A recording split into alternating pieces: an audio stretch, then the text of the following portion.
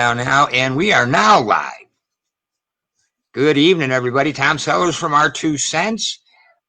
Boy, we have just had some fun with this app the past 2 days. I got to tell you, for those of you who weren't with us yesterday, we were just humming along nicely, having a great conversation with our friend Laurie Brown. When all of a sudden the world fell apart. Well, not really, but we lost sound on her end, and for the life of me, I couldn't figure out why. And it didn't matter what I did, what button I pushed, nothing changed. So we went ahead and shut it down last night. And Laurie was kind enough to agree to come back and finish this interview today. And for that, I again say thank you, Laurie. Um, and just a minute ago, we had this thing set to go. It was on auto. I'm like, okay, here we go. It's 7 o'clock, and I'm looking on Facebook, and we aren't live. So now we are. Hallelujah. Laurie, how are you? I'm great, Tom. How are you? Oh, just peachy. Friday's coming. Right, right. So anyway, I kind of opened up with, kind of a recap of what we did here yesterday. And Laurie is going to kind of briefly touch on that again. I left that episode up from last night somewhat against my better judgment, but there was some good content there. So I'm going to leave it up. If you missed something and you'd like to go back to it, of course, it's still up there on our 2 cents page. You can also find it on the on my channel on YouTube, T Sellers 11. It's going to be there as well. Um, but what Laurie had told us was kind of where she started from a long time job in corporate America, and some things that happened that have happened to a lot of people, and what led her to where she's at today as a successful entrepreneur working from home. So, Laurie, kind of give us the thumbnail on that, and we'll move to where we left off yesterday, if that's okay. Absolutely, Tom. So again, thank you for having me tonight. I spent 17 years working for AT&T Yellow Pages, and worked was a great sales rep. Worked my way up to management, and spent probably half of my time there as a sales trainer, training on uh, sales presentations, products, product knowledge, systems, processes, a lot of, for a new rep, a lot of complicated things. So, Sure. they had a team that would, kind of coach and train sales reps on all those things. And through acquisition and corporate mergers, um, you kind of have to understand sometimes things happen, and like we talked about last night, in the end the entity has to do what it has to do to survive. um Unfortunately, that leaves uh some of the sales force, or the employees, out in the cold. So after 17 years, I was faced with, uh how, what am I going to start all over? I don't have 17 years to work my way back up. How in the world am I going to replace $100,000 a year job I had, with paid time off and benefits and, everything that's great? Um, my world was just crushed, and I was crushed. But that's when I decided, and look, you gotta pick yourself up, dust your shoes off and keep walking, and get your head right and your attitude right. You Right. can't just sit there and cry. You got to figure out something. So that's when, based on my experience in advertising, marketing, sales, sales coaching, systems, processes, all those things that I was really, really good at and loved to do, um, I was able to open my own marketing agency where I'm doing sales, training, coaching, marketing, and recruiting, to where I'm able to help people, a lot of whom were in the same situation that I was, start all over, and get into something where they can make a living and Right. make a good living. Um, and be just like me. There you go. And I have to tell you, those who are unfamiliar with Laurie, those of you who are amongst the TW3 gang, you know exactly who she is. But for those of you who are not, uh, whenever you talk about training and trainers within this company, Laurie's name is always one of the first ones brought up. And that obviously goes to the experience she brought in, and her ability to catch on to these things and explain it to people that it's understandable to.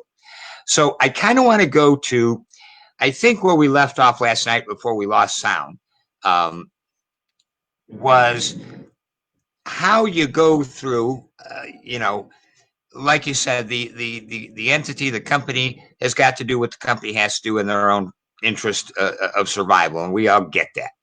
Um, and I mentioned that, that being said, from a logic standpoint, it doesn't take the sting out of it all completely either, because we're people, simple as that. Um, so once that happened and you're in that deal, and I kind of know how you were thinking because I've been there myself. There were cuss words, none of that I'm going to repeat right now, and not necessarily at the company, but at the situation.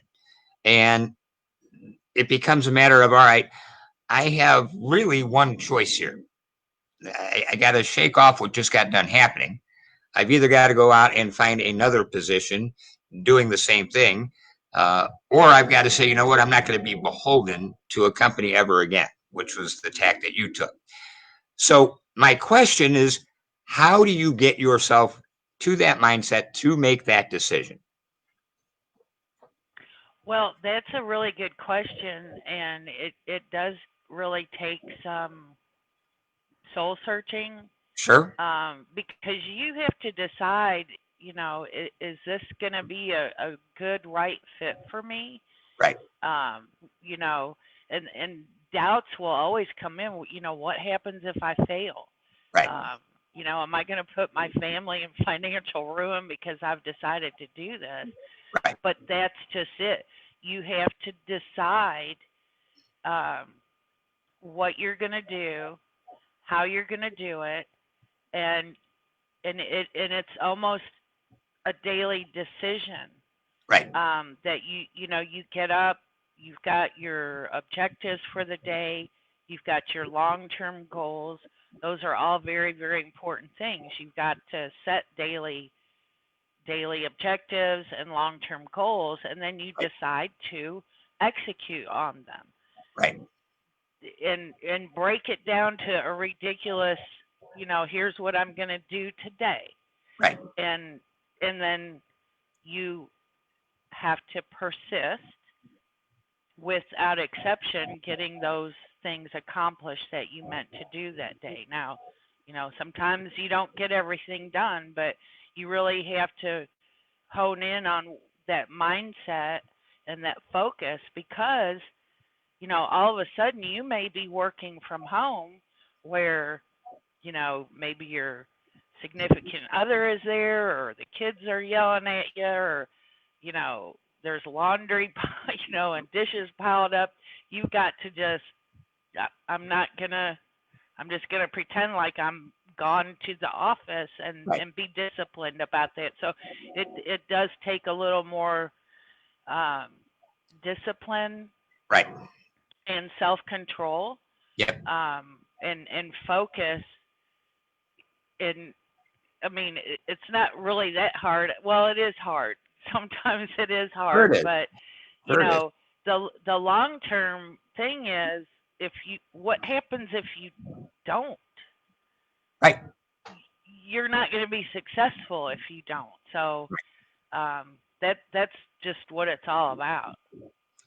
I agree. I am one that believes it takes just as much, if not more, energy, mental energy, to do nothing than it does to strive to accomplish something.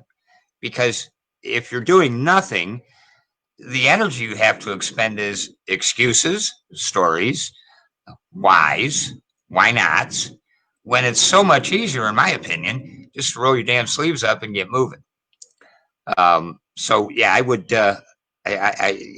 commitment is the biggest thing to me, and see if you and I have talked a good bit. You and I have a very, very similar background, right back to the old high school band days. I was a sax player 100 years ago, and that's how I got to college. When Um, I was a French horn player in band, there believe you it or go. not. There you go. I got the embouchure for Right. I haven't had an embouchure in 30 years. that.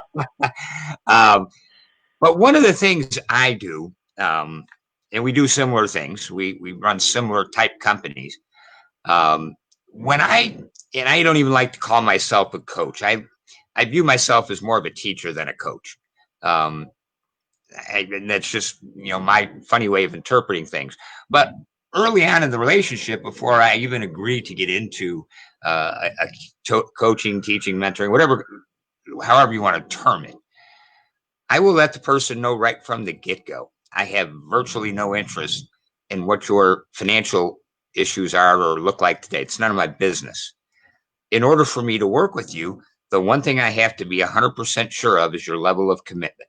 And by that, I mean what you're willing to learn, what you're willing to implement, and what you're willing to go through if it doesn't work the first time, second time, or 10th time. That tells me who I'm working with. So my question is that kind of a similar approach that you are taking? Well, it really is, because, and a good friend of mine mentioned this just the other day. Are you going to do what it takes to get what you want? Right. Um, if you're not willing to do whatever it takes to get what you want, then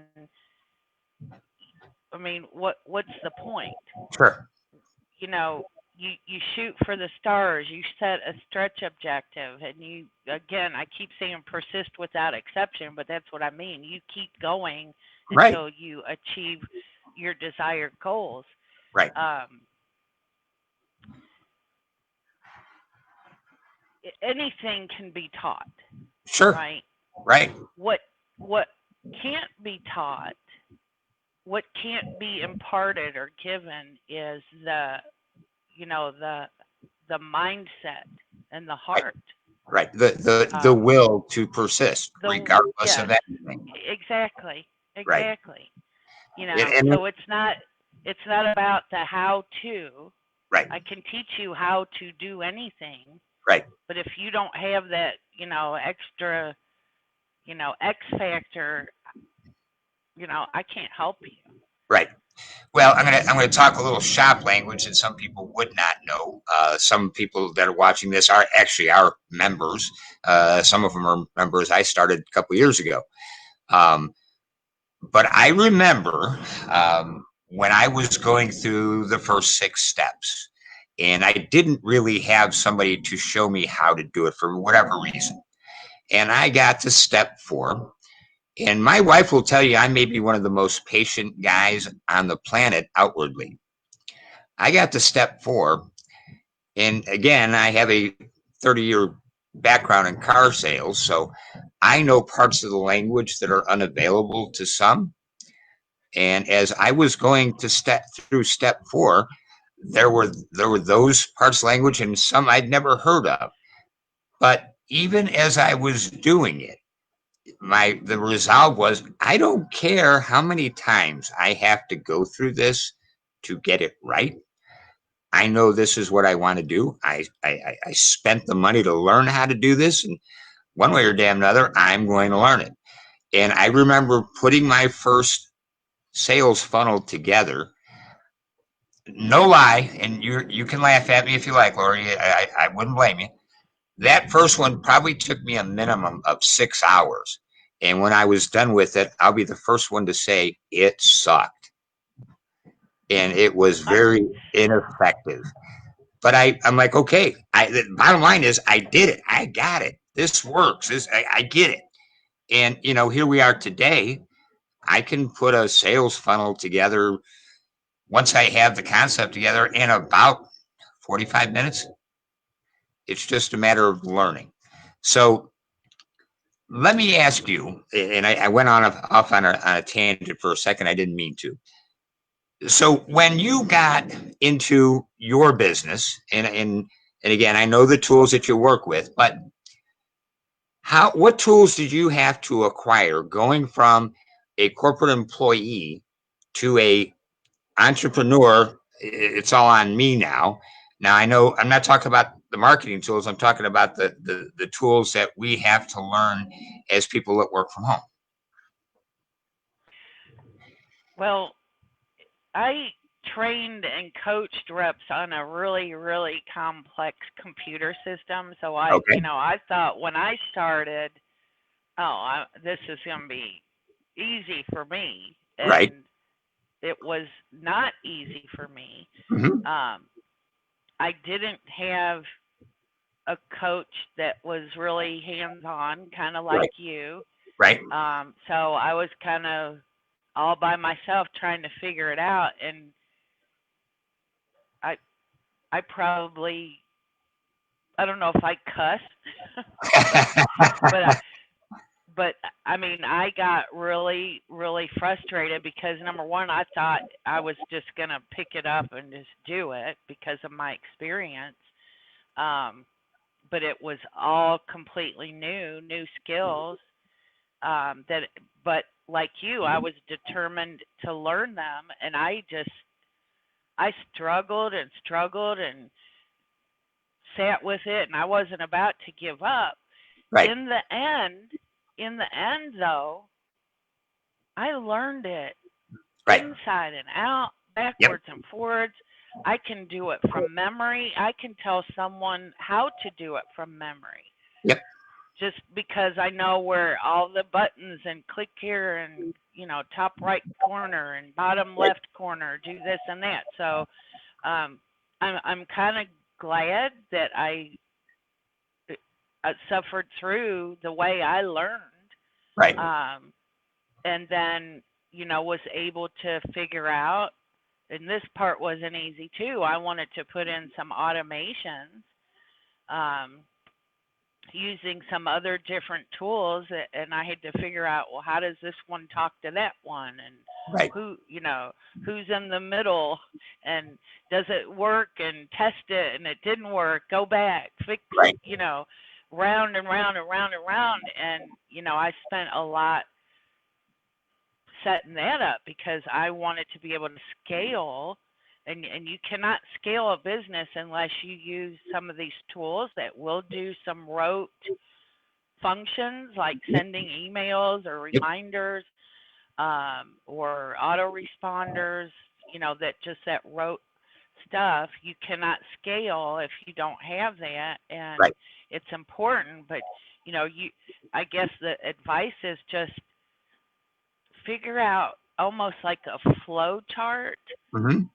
where from A to B to C to D to Z, Right. where you're going to lead your prospect through a process, because that's what it is. It's a process Exactly. that they're going through. It's steps that they're going through.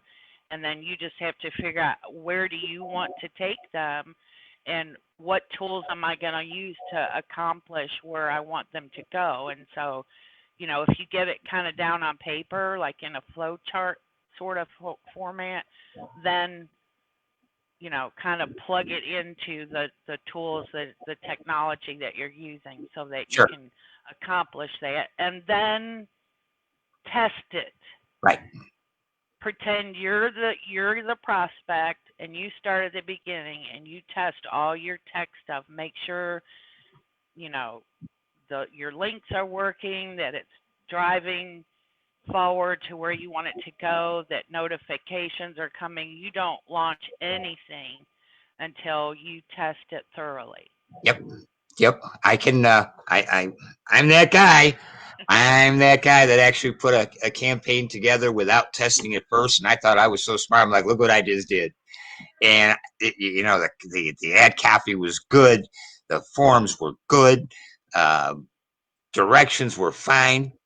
And I launched this thing, and I'm like, now it's just a matter of stuff coming in. And it was, and I'm the kind that I want to see what's going on immediately. And nothing's happening. No applications, nothing. And I go back and I look at it, and I go back to the automated and the new CRM to find out that I had never activated that funnel. I just left it as I just left it in build mode. And it was that point I'm like, this is why they say put your own stuff in first and make sure it's doing what it's supposed to do. Absolutely. Valuable lesson learned there. All right. Well, Laurie, we're going to take our first break here. And I want to remind everybody who's on tonight. There is going to be a question at the end of the show for a free smartwatch. So hang tight. We will see you on the other side of the break.